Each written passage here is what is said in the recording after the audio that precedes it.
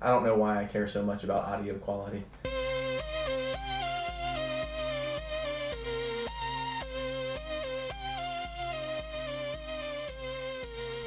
Greetings, friends. It's Josh. And I'm Ryan. And this is Daniel. Woohoo! And we're here today on the Dead Tired Dads podcast, which is a podcast for gamers who don't have time to game.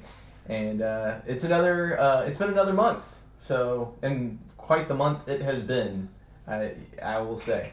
So we're coming off of Thanksgiving, so hopefully the tryptophan has worn off and everyone is still awake out there.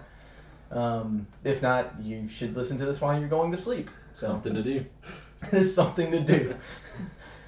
So since we are coming off of Thanksgiving, I have a food question Oh, yes. to start off with. You know we love food questions. Ryan loves food I do questions. so much. And so I'm going to go first on this one because I didn't prep you guys with this question at all. I'm excited. So I wanted to go on with something. What is the food that is not a Thanksgiving food? So it can't be something that you would typically have on Thanksgiving. Okay. That you are most thankful for. Oh, wow. So I don't know why I thought about this question, but I was eating a bowl of cereal and I was like, I love cereal so much. Cereal. Like, and I'm just so grateful for cereal, and that for whatever reason that came into my head as the question that I was going to ask you all. So I don't know what it is about cereal, but I find cereal to be just a delightful little treat. I never eat it at breakfast. Because why would you? Because it's just a great snack. But I think, and I don't have any like research to back this up yet, but cereal has to be like some kind of absolute marketing scheme by the dairy companies, right? Like this stuff had to be made up by Big Dairy. Am I wrong? Like, Okay. am I wrong in thinking this? The reason you're asking made me think of something that I have seen before that is quite possibly the grossest thing ever. Oh gosh. Wow, that's going really quickly. I have seen this thing on like TikTok videos where people will eat cereal and if they don't have milk, they'll use water. Oh. That's an L. And that has to be like an unforgivable sin. No. And that is just foul. I'm gonna be honest. 7-year-old Daniel tried it with water. 7-year-old Daniel tried it with orange juice. The conclusive empirical evidence is nope. Now, it's funny that you mention like things other than water because I have had cereal with soda, Okay, tell me more. Intrigued. which isn't terrible, at least from my memory. Terrible. Isn't terrible from my memory. I feel like that's gonna depend very much on which soda you're using. Yeah, you got the right I'm sure. combination. I'm sure. I don't know. I just remember doing it as a child and being like, this is okay. You know what's funny? I was sitting here thinking that my answer would be soda. Okay. I don't know. I probably have an unhealthy addiction of soda. That's a good food item to be grateful for. I am also, very thankful for soda and how delicious and delightful it is. Yeah, I love soda. Just all kinds of soda. Yeah, that's mine. Soda. So cereal, soda. Daniel, do you have a non-Thanksgiving food that you're grateful for? So there is this dish that my wife's family makes, and it's those like ham sliders made on Hawaiian rolls. Oh yeah. And you like glaze the top with butter, and you do the crunchy things and the Sure. Worcestershire sauce and whatever. I don't know. They're delicious, but more importantly, if there's ever an event for any reason, those always work to bring. True. So you're saying that they would work for Thanksgiving? I'm not admitting that on the live mic, on the hot mic. No. So every event other than Thanksgiving. So Yeah, don't bring them to Thanksgiving. don't bring them to Thanksgiving. Also, Ruin my day. probably a bad idea to take them to any Jewish or event. I mean, yeah. Yeah. Probably avoid that one. You know what's funny? We've never done it before, but this year we intentionally bought Hawaiian rolls and provolone cheese to make that very dish with our leftover ham There you go. from Thanksgiving.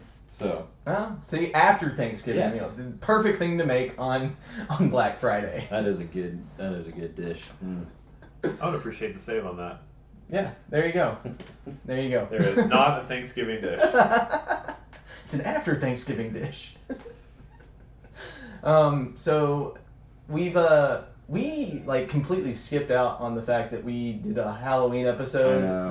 last I'm so month ashamed. and didn't talk about candy or anything. No orange trademarks Listen. or anything.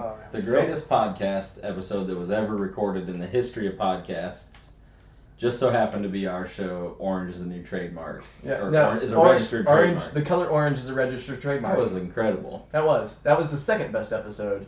The first best episode is hashtag sponsor us. Oh, yeah. Okay, you you're can't right. You're you right. can't forget hashtag sponsor us. So I still check every single Reese cup, Reese fast break, all of them. so It's there. Daniel, I know you probably haven't had a chance to go back and listen to all of our previous podcasts. 'cause Working there's- through the queue. He's got to work through them. But several years ago, when we started the podcast, I discovered that every single Reese Cup packaging has this label on it that says the orange color is a registered trademark. Every single All of Reese them. thing that you have has that on there. So I'm actually trying to find one that doesn't have it, and I can't. yeah, it's incredible. And it's a very weird thing for a company to have trademarked, I think. But anyway, beside the point. We're here to talk about other things, you know. Does anyone have any fun stories? I don't have any fun stories this week or month, whatever it is. So, we talked a little bit outside the recording room about our experience with Super Mario Wonder, and I had a realization about how my kids were playing, which is they were never playing solo, so they saved each other a whole bunch. Yes. Okay. That's interesting. Yes, because we were talking, because I'm actually going to be talking about Super Mario Wonder, but we were talking about it earlier, and you said that your kids had already beaten it, and I was like, the game is actually very challenging. Like, your kids are 5.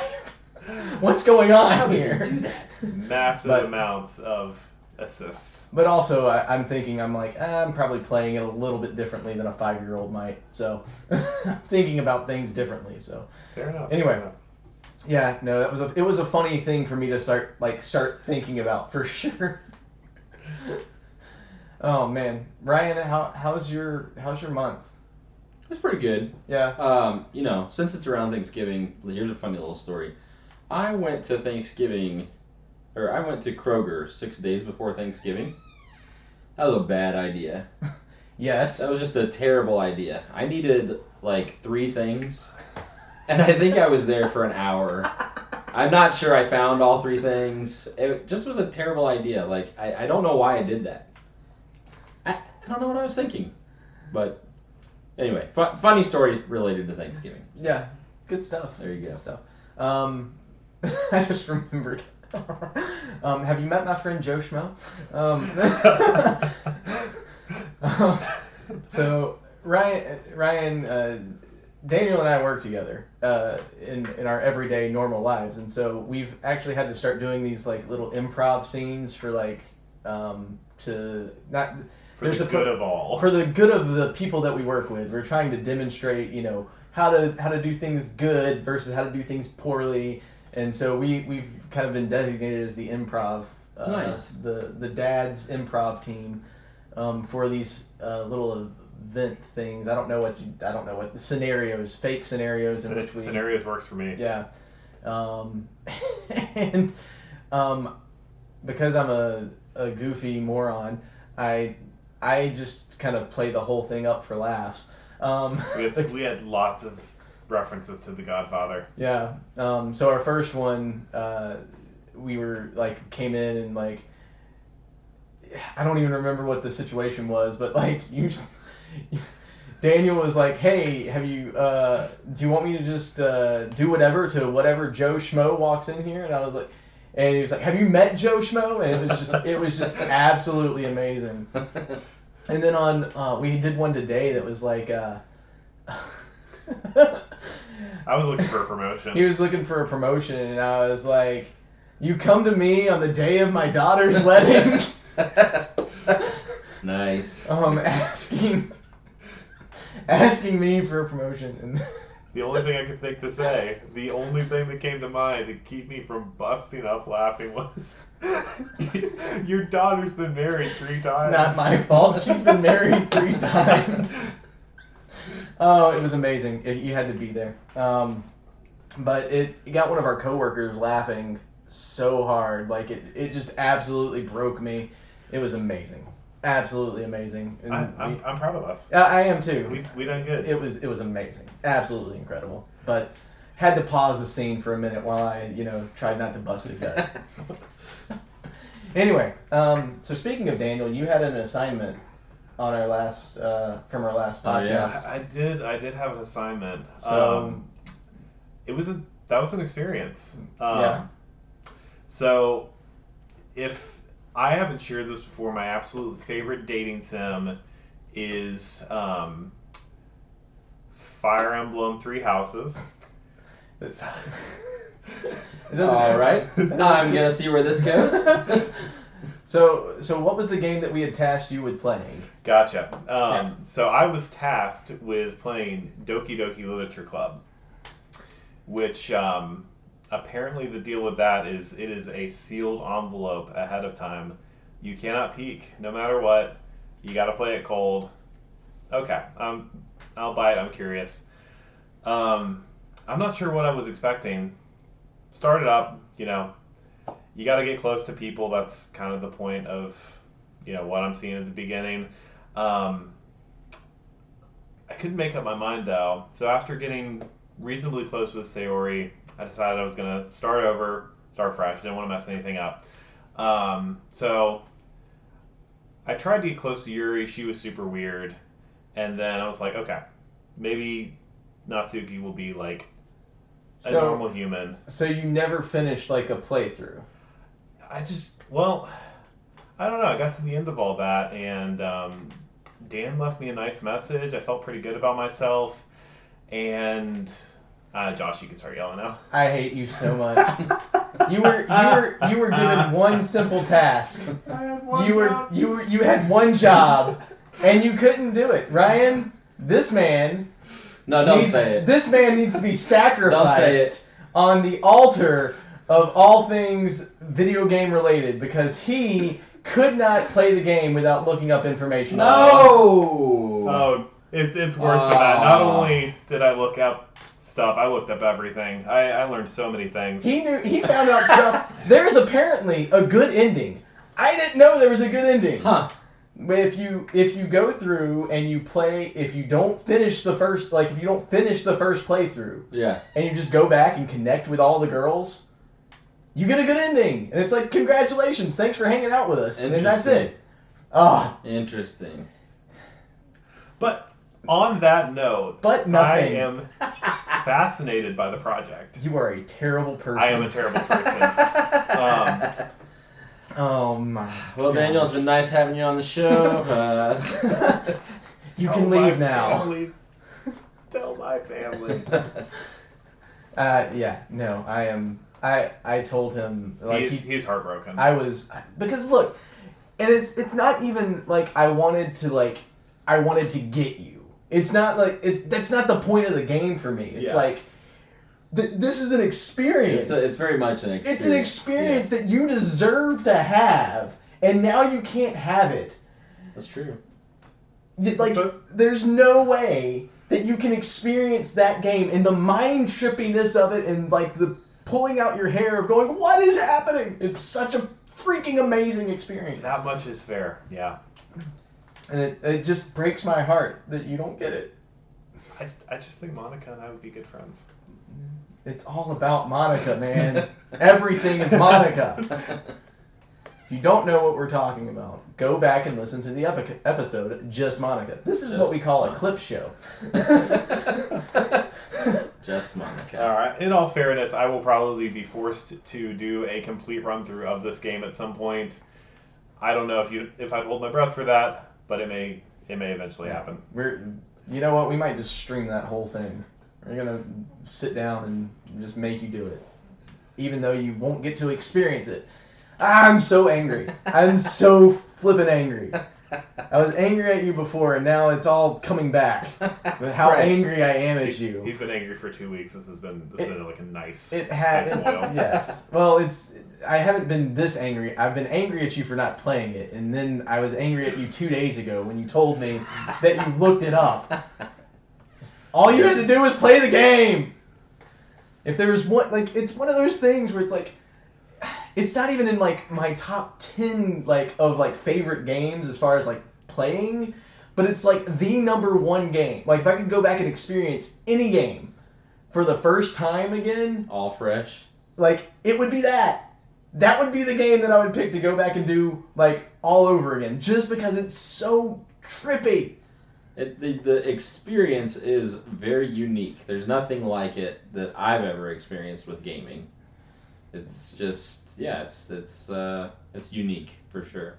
But you were telling me that there was like another game that came out like at the same time that was like independent. Like neither of them had like knew anything about the other project. So this was actually really fascinating. I need to look up what the title of this game was, but it was released in Japan, and I'll withhold some details to avoid spoiling both games. But suffice to say, both of them had a very similar meta narrative that just unwound faster and faster until you were face to face with something very much not what you were expecting.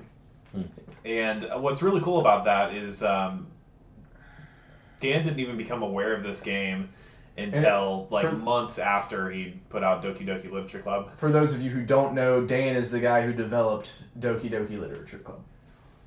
Also the legend who brought the world Project M, that beautiful piece of Wii hacking glory. Which, again, fill us in on that one day. It's like not everyone's going to know what that is. Okay, so a project he worked on beforehand involved taking the Wii game Super Smash Bros. Brawl and inserting little bits of code, new character models that made Brawl play like Super Smash Bros. Melee, which, in the opinion of a lot of the competitive community players, was a more competitive game. And it was wildly successful. Tons of people, downloaded the project, tested it out. There's actually a little bit of an Easter egg in Doki Doki Literature Club related to that obviously I have never found myself because all you did was watch people experience something that you should have experienced yourself. That exact reason. You're a terrible person. I am. Do I get a badge for that? You know what? I might just make you one. I might literally make you a badge and just bring it to you and hand it to you and be like the worst person ever. If I was more of a completionist, I would be so happy right now. Anyway, so, well, thanks for sharing with us your non-experience of Doki Doki Literature Club and all of the research that you did regarding it. But, so you told me that like you refuse to experience games basically unless you've like looked everything up about them. Is that like? Not 100% of the time. This is a bad habit I got into courtesy of The Legend of Zelda. So I started playing those games way too young to make sense of them, and I just developed the persistent habit of preparing myself ahead of time. Certainly there are games that is not good for. I have now found one of them. And if you had taken my word for it and just played it. Yeah. I'm never going to let you live this down, just for the record. I mean, how can you? There's no other badges I can earn right now. So, anyway, that's such a weird tick to like have to look up game like It is. So, I mean, if I hadn't gone into the field that I ended up in, I definitely would have been doing lots and lots of grad school. For those poor fools who have experienced it, I don't have to explain. For those who do not know, though, most graduate school experiences are nothing but research. A PhD is a research degree, and I would be a happy, happy man to be stuck in a library with nothing but books Fair enough. for 5 years of my life at poverty wages. Ryan knows a little bit about that. Been there, done that. And that's why I didn't do it. So, Ryan, what have you got for us this month? A little bit of this, a little bit of that. So I've actually been, well, okay, one thing I'll just throw out there real quick because to me it's always fun to say, I beat a game.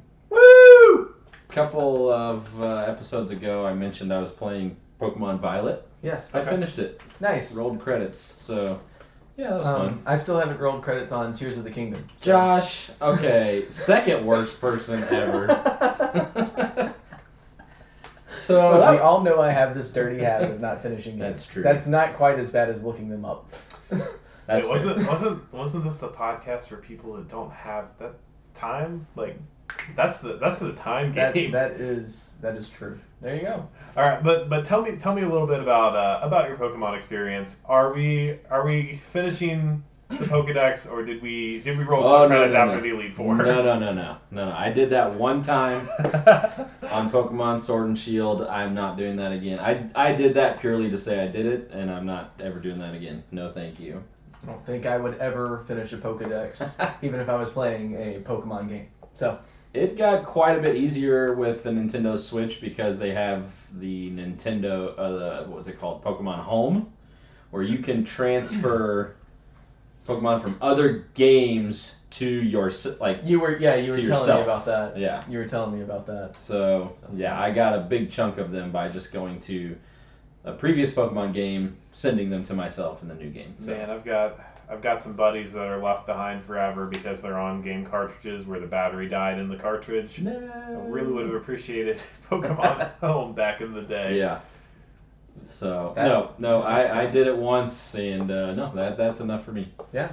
So, like I mentioned on that episode, there's kind of 3 main quests, if you will, instead of just one. Okay. And I finished all 3 main quests, and Nice. yeah, done.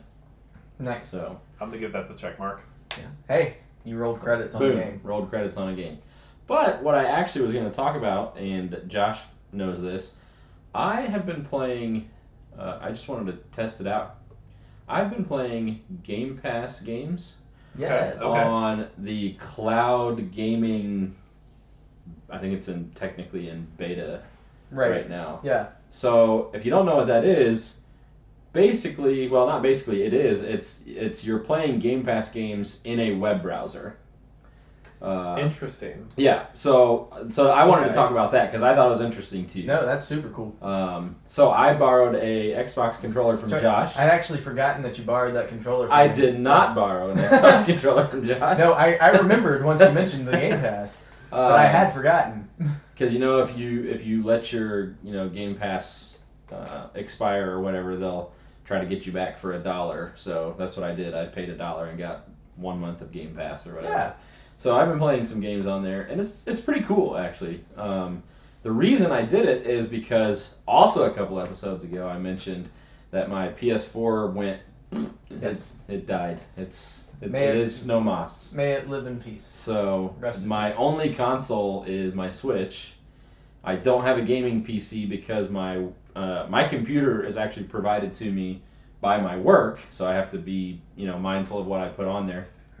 So I was doing this to try out the cloud gaming from my laptop. Yes.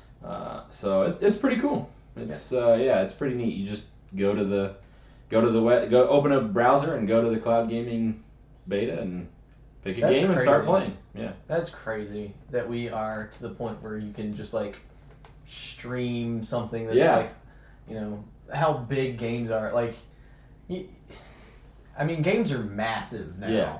Massive. So I wanted to really test the power of it. So I've been playing Elder Scrolls Online, which is an MMO, Right. Okay. and I'm doing that all through cloud gaming.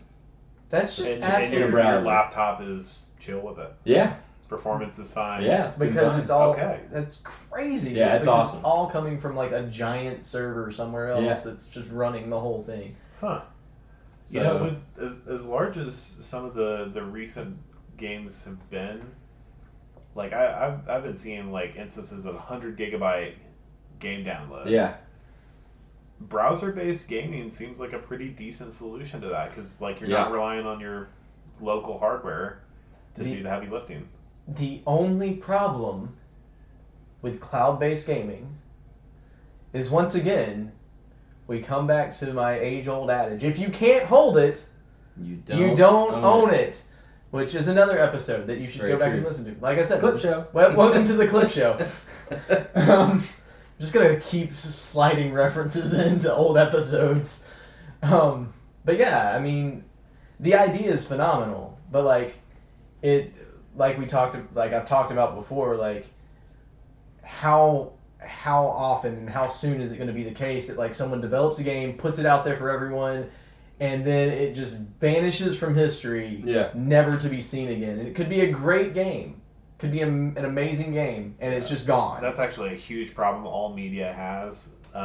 BBC actually had a massive loss of media because of how they were storing their rolls of film. Some of it got degraded. Yeah.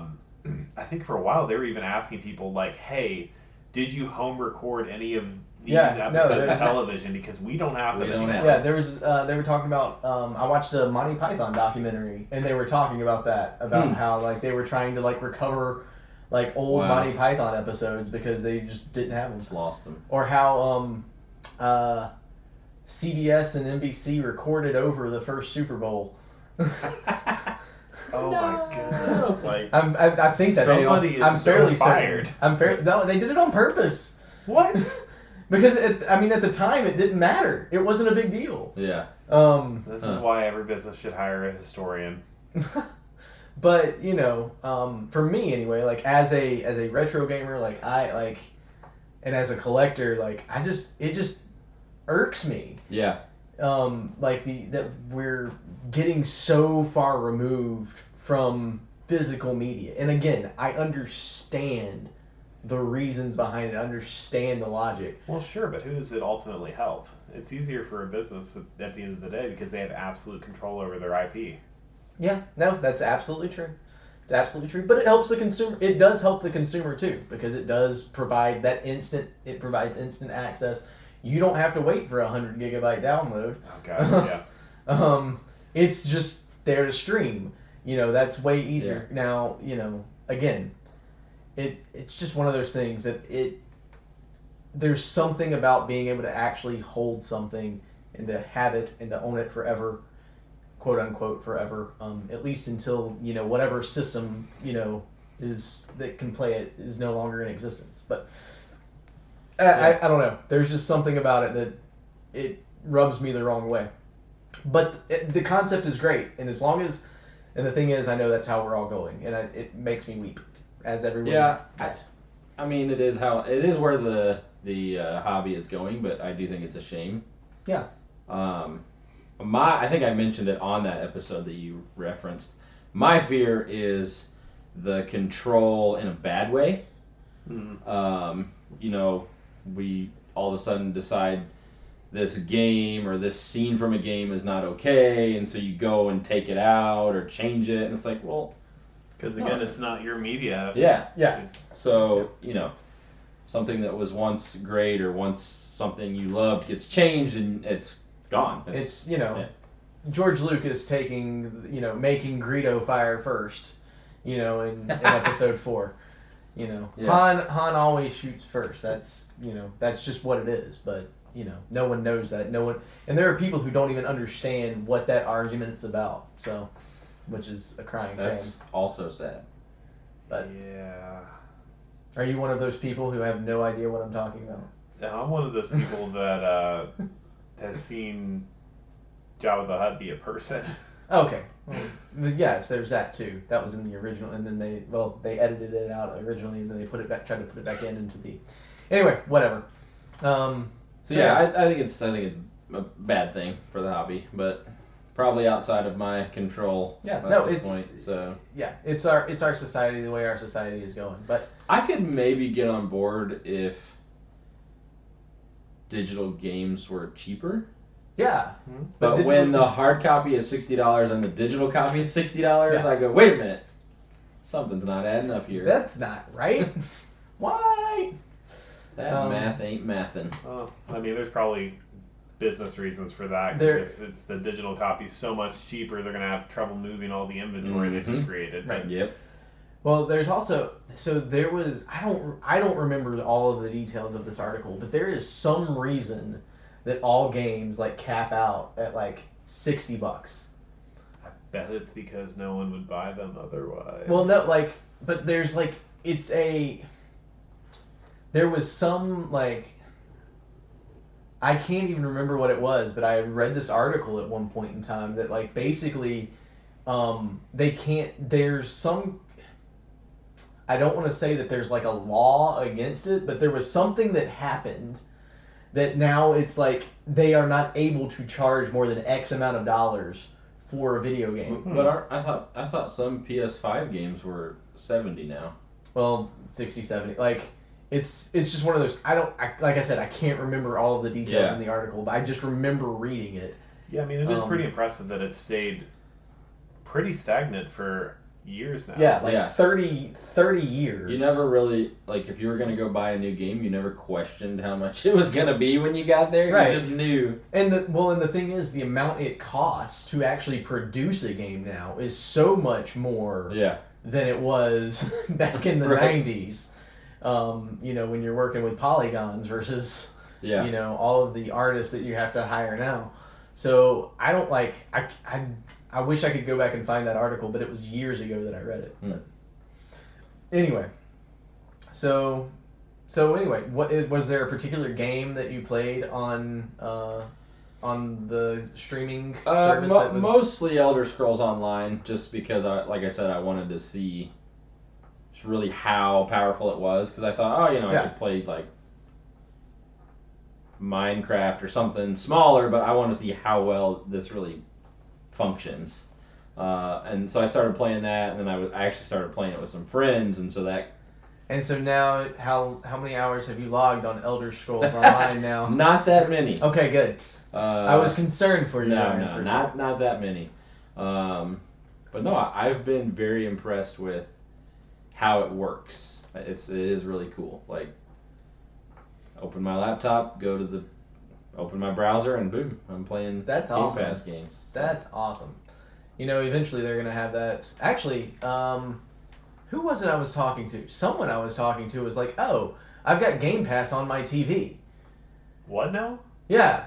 Like, it's like a It's just smart like TV or something? Yeah, it's on or- their smart TV. It's just built into Just the the app, and like yeah. it's just an app on their TV, and they can just stream games to it. Oh. Like I don't remember who it was I was talking to, but they were like, "Whoa!" and I was like, "That's insane." Yeah, I need to OK Boomer myself. That's wild. I know, right? Xbox has sort of low-key been essentially trying to get their games into every hand and every house everywhere they can. So, like, They are the Dollar General my friend of video games. my friend who helped me set it up kind of jokingly said that, like, if they could find a way to get games to play on your shoelaces, they would. Like, they're just trying to get them everywhere. So It- I mean, it worked for cell phones. Yeah, it's- Saturation is near Yeah. 100%. Isn't it Doom that like people try to mod everything to play Doom? Yes. And it's a noble cause. one thing I will say about it that is not a huge deal, but it kind of threw me off. I mentioned having to borrow Josh's controller. My plan was just to use a keyboard. But all the cloud gaming games are technically Xbox console games. So if you try to play them without a controller hooked up, you'll get a warning that pops up that says, like, you can't. So is Halo Infinite still on there? I am 99% certain. Yeah. Because you should play Halo Infinite. Hey, that game was fun. I do want to play that. Anyway, when I had Game Pass, that was the one that I played, and I reviewed on this podcast. I don't remember the episode though, True. so you'll have to find that one on your own. Clip show. I wonder what the episode title is going to be for this episode. Clip show? Sometimes they just come to you. Oh man, we have fun. It's good. We do. So Weird awesome. badges. That's good. Oh man. So, all right. So we've got someone who hasn't played a game. Unless Daniel, have you actually been playing anything, or is it or did you just decide not to play Doki Doki Literature Club in the last month? No, I've not played a single thing. Okay, good deal. Okay, I have a question though. You said something about your favorite dating sim. I'm right about this, by the way. I need to hear more about this. I love that game, and I started a second playthrough of it, and nowhere did I go, huh? This is a dating sim. Oh, But there's so I many like things to be think that said. I'm an open-minded person, so So many enlighten me. So there's many names for Fire Emblem Three Houses. Some call it Hogwarts. Some call it a dating sim. Some like to pretend it's a tactical strategy game. It is Like- for a few minutes. Like the But- developers. But we all know the real point of the game is playthrough plus tea time with everyone. I don't know what you're talking about, so you'll have to enlighten us further. My gosh, he's got me. All right. I have no comeback for that. Ryan might have a clue as to what you're talking about. I know what he's talking about, Okay. and he has a very valid point. So An extremely valid point. the game gets a little bit broken after the first playthrough because it is so easy to recruit every character if you Yeah. want them. True. And having gone through 4 playthroughs, one on each path, yeah, I've had a lot of conversations. And what's I don't know if this is tragic or inspiring. It never got old. I feel very close to those I don't know what 22 or so classmates, students. Yeah, Kinda students. your students. Kind of your students who are your same age, who's you're magically a professor now. Yeah. School of Hard Knocks, PhD, yeah. Man, that's just a fun game though. It really is. But I- you got a super valid point. I am so confused, but Okay. maybe that's okay. So to put this in context simply, obviously it's titled Three Houses. There are 3 different houses Yeah, in sure. the school. Depending on which playthrough you decide to go with, you can actually go and recruit other characters from other houses, but that's going to depend on how familiar and close you are to them, and you can, do things that they like. Like, hey, you like, javelins and axes? Cool. Here's that as a gift. That's not how the gifts work, but like that's the general idea. Give them gifts, spend time with them, pay attention to what to the classes that they want to promote to, and you get yourselves fairly powerful allies fairly quickly. And as I mentioned, the playthrough plus is so broken because you can have like everybody except for the main characters you cannot recruit on your team way too early in the game. Like it is, it's really fun. Because you're really overpowered and you don't need to spend your time doing anything else, which is why I said he has a very valid point. Because like, oh, you don't have to do anything else. So then you just go talk to people. Yeah, just go and- hang out. And Yeah. you make and you're basically building relationships with people to Yeah. make yourself overpowered. Got it. I jest, but the relationship building aspect of that game really does speed up the playthrough. Gotcha. Yeah. Totally understand now. Because your first time you are, at least for part of it, you're balancing like your own skills versus relationships. But yeah, And you have a lot less to work with too. Yeah. Like you just don't have the capacity to get people maxed out the way that you'd like to in the first playthrough. Gotcha. Okay. so you start the game as you're a mercenary, is that right? And then Yes. you come to the school. You get like recruited to the school, and like you referenced, you It's Hogwarts. Okay. you very I quickly get like that. you just sort of show up at the school, and they're like, "You're a teacher now. Thanks for showing up 5 minutes ago. You're our newest teacher." And so yeah. Wow. Okay. Interesting. So yeah, you have students who are your age. So yeah, it's One of those things that Josh is never going to play. So this is Ah. I'm living vicarious. I will just listen to your all's experience with it, and I'll just deal with it that way. Josh misses out on so many good games. I'm making a badge for this. All right. Interesting. Well, we've gone all over the place today. This is good. I'm enjoying this. Good podcast, guys. Good podcast. So I have been playing Super Mario Wonder. Now I will say that had GameStop not lied to me, Which time? Which time? the Josh? most recent time when they lied to me about when the Arkham trilogy was coming out on Switch. This is a game that I would have pre-ordered and would have had on the day of release. Uh-huh. But because they lied to me, I did not. So I bought it later than I would have, and have not played it as much as I would like, you know. But I would probably have beaten it by now, but just have not. I'd be much like your kiddos, Daniel, who have somehow managed to beat a very difficult game. Yeah, I'm still lost with that one because, they're just good platformers, man. Like I said, so I've just been playing it by myself, and I was thinking about it. Now it was one of those things where I was just like, they're probably just running through the game like to get to the end, and I'm like trying to like collect things and do all of the adult stuff that the video game is. I will say their mother is enough of an influence on them that they are kind of obsessive about the collectibles because she's obsessive about the collectibles. Oh. I think she'd really enjoy Metroidvania games, actually. Yeah. Metroidvania games are awesome. Because just like the collection aspect is, she's such a completionist with the platformers, and like the boys are like really disappointed if they only get 2 out of the 3 coins, or really disappointed if they didn't get the Wonder Flower to get the extra Wonder Seed. Oh well, there you go. So Daniel is talking crazy stuff right now for those of you who are traditional Mario players, because It's crazy. I gotta say, like, if you go into Super Mario Wonder expecting like a normal Mario game, you're in for a surprise, because this thing is nuts. Like, Super Mario Wonder is absolutely like insane.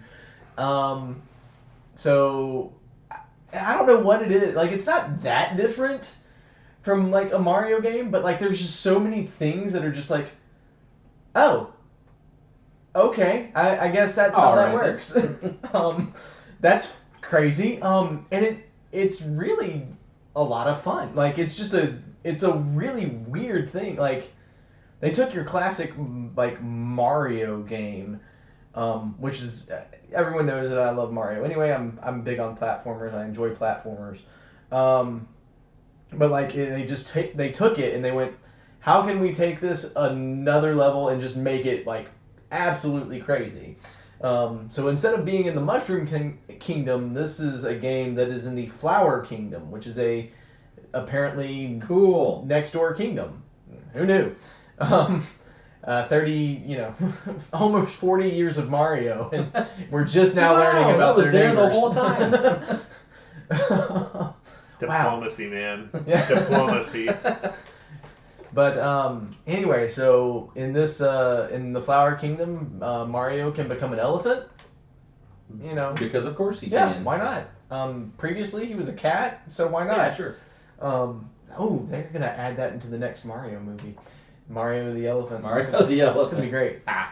But beyond that, like, and then there are these little things that you get that are like wonder plant things that just kind of change the entire level into like this just really like crazy thing. And sometimes Mario becomes something else other than what he is. Like, he'll become like a creature that that you were fighting against previously, that can and you get all its powers for the period of time until you find the Wonder Seed. And it's just a ton of fun. Like, I don't know, something about the way that they developed the game, like the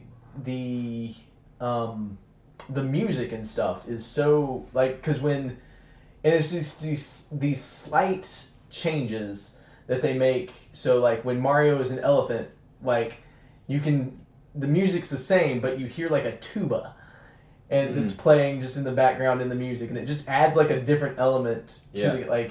I will say the fine touches were so well done. Yeah. Because it like, generally speaking, it looks like a normal Mario 2D platformer. It feels in certain areas a lot like some especially it reminds me of like the Wii U titles. Yeah. But then those details shine through, and it's like, what is going on? This is something very different. Yes. And it's just a lot of fun. So I haven't beaten it yet. I'm probably about halfway through, maybe a little bit more than halfway through from beating Bowser. Now I have spent a lot of time like trying to like, and they added like these challenge levels. So there are all these different badges that you can get, and you can equip the badges at the beginning of each level, and they do different things. So one allows Mario's hat to grow really big and kind of function like a parachute. Another one will allow him. It's one of the most annoying ones actually. That you just bounce constantly. So like you have this badge and you're just bouncing the whole so if you have that badge equipped, you just bounce the whole way through the level, and it's just absolutely annoying. So that would be one of my complaints about it, is that some of the badges are stupid and useless and more annoying than they are useful. But lots of cool stuff, and there is some online capability where you can like actually just play with other people around the world. I haven't done that, so I don't have anything to say about that, positive or negative. But it seems like a cool thing, because like you can also if you die when you're playing multiplayer, you become like a ghost, and you have to kind of get back to someone for them to revive you. Hence why it was so easy for a couple of kids. Yes, because you can, if you're working with two people, you can, someone dies, you can get saved. But you can also lay down these standees like anywhere in the level, so that if someone dies near a standee, the standee can help them. Oh. So that's what those are for. Yes, yeah, no, I didn't understand it. I had to look it up on they have a about standee thing on one of the pages on there, and so I was reading it today about how that works. And so like if you're playing online, even if no one else is around you, if someone has placed one of those standees close by, that can help you save yourself. So a lot of really cool things. Now here's the thing. This game I saw was nominated for Game of the Year. What? Which, don't get me wrong. It's phenomenal. But Tears of the Kingdom, I'm gonna rewind here to, nearly 6 months ago when Tears of the Kingdom came out. That game, I wanted to play constantly. Oh, yeah. Definitely shed some tears when that came out. I was playing that game, and it wasn't just I'm going to play this game when I get home because it's fun. It was no, I cannot wait. I have to get home and explore more and do more and things like that. I don't get that feeling with Super Mario. I enjoy playing it. I'm going to sit down and I'm going to play it. I'm going to beat it, and then, hypothetically. Allegedly. I am going to beat Super Mario Wonder, but is it Game of the Year? Is it really Game of the Year material? Are we are we that desperate? I don't understand. Like I said, I'm not saying that it's a bad game by any stretch. It's a phenomenal game, very well developed, fun to play, but to me, so I don't know what the criteria is for Game of the Year, but I feel like there should be some, something about it that makes you go, that game, I want to play that game. Yeah, I'll piggyback exactly off of that, because I will say there are very few things I can find that are wrong with it, but there are very few things that are outstanding about it. Yeah. Too. There are some clunky parts of Tears of the Kingdom, but the outstanding parts are unbelievable. I don't know. There was no mind blowing with Mario Wonder. It was very much in the tradition of like Super Mario Galaxy. Like Yeah. we're doing something weird. We're gonna have fun with this, and yeah, I mean, yeah, I'm with you on that. So do you think I haven't played it yet, so do you think the name recognition of Mario is what gets it pulled into the Game of the Year conversation? I don't know. Or I really don't know. And like, yeah. So here our research department is very busy right now. hard at work. Hard at work pulling up. Oh, and of course, they just dropped the ball on me. Fired. Absolutely, they're done. So yeah, so the Game of the Year contenders: Alan Wake 2, No. which I I heard haven't- that the other day. No. I haven't heard of. Sorry. I didn't have even strong realize that had feelings come out. about that. Like, Alan Wake 2, Baldur's Gate 3. I'm which okay. I'm yeah, okay with that one. Our friend Matt definitely would probably get behind that. Marvel's Spider-Man 2, which I I've haven't heard good things. I haven't played, but again, like, can you really have a sequel like that, like, be nominated? Like, can that win Game of the Year, really? Even if it was as good as the even if first it's one, as it's good as still the not first better one. than Tears of the Kingdom. So Right. Resident Evil 4, which is a remake, so no, get out. there's no reason that should even, like, give me a break. Super Mario Brothers Wonder, Legend of Zelda: Tears of the Kingdom, Yep. Final Fantasy 16, I mean, it's a strong franchise. All right. and Remnant 2. So, first off, the first thing that jumps out to me on this is every single thing on this list is a sequel of some sort. That's true. Oh, you know what? I've actually heard a lot of studios are going exclusively in that direction. That makes a lot of sense, actually. But, like, anyway, beside the point, like, of that list, like, Super Mario 1, like, really? Like, again, there's nothing wrong with the game. It's great. It's a great game. It's just not Game of the Year. I mean, if I we're just don't gonna see throw it. Alan Wake in there, then sure, why not Super Mario Wonder? I mean, like, I mean, were games this year that bad? I'm just in like, my mind, there's only confused. a case for two, and it's Tears of the Kingdom and Baldur's Gate 3. Like, the rest of those, some of them are okay. I understand why they're in the conversation, but it's just no. Sorry. I just don't like I said, I just don't get it. Doesn't make any sense to me. And maybe they just needed 10 nominations, and That was a thought I had. Like, does there have to be many? we just have to have 10 Yeah. nominations, and That says Mario, sure, it's nominated. you know, like it's the Mario game that came out this year. Everyone loves it. Well, duh, because it's a Mario game. You know, and Nintendo doesn't go wrong with Mario games. Mm-mm. So I don't know. You guys can let me know if I'm like out to lunch in the comments or wherever you're listening to this. So, but that's just my take on it. I just don't, like I said, I don't see it as Game of the Year material. Well, I haven't played it yet. I will do what I do with all Nintendo platformers and borrow it from Josh after he beats it. So I'll let you know after that happens. Yeah. Anyway, so on that rant, unless does anyone have anything else to share, or do we have any more comments? Anything else? Deep thoughts? I don't think so. I mean, we've still not beat Cuphead, so.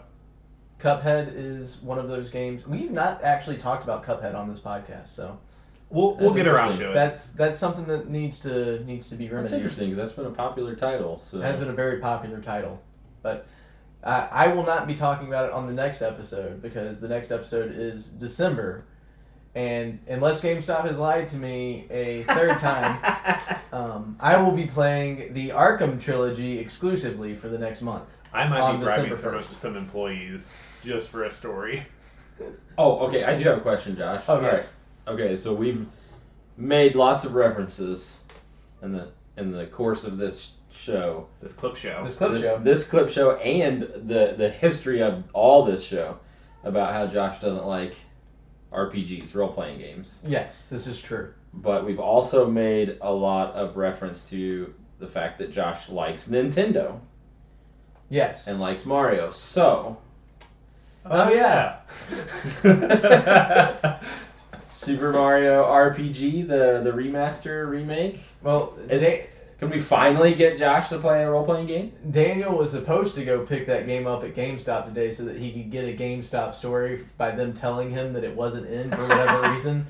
But he did not stop by GameStop. I did not stop by GameStop. So. There's a badge for that too. But the short answer to that is probably not. Boo. But maybe. So interestingly enough, like my daughter was playing like on the virtual console for the N64. She was playing the Paper Mario. Love it. Paper Mario 64. Love it. Which, It's a like, beautiful game. It is so good. but like obviously she has no like concept of what she's doing. She was just running around. She was it's a Mario game. Right. um, You should play that one too, Josh. You know what? I might just do it. I am so excited for the future release of Paper Mario and the Thousand-Year Door that I will make you play that game with me. Okay. That was one of my favorite GameCube games. So, well, maybe just maybe Josh will start playing Mario RPGs. We'll find out.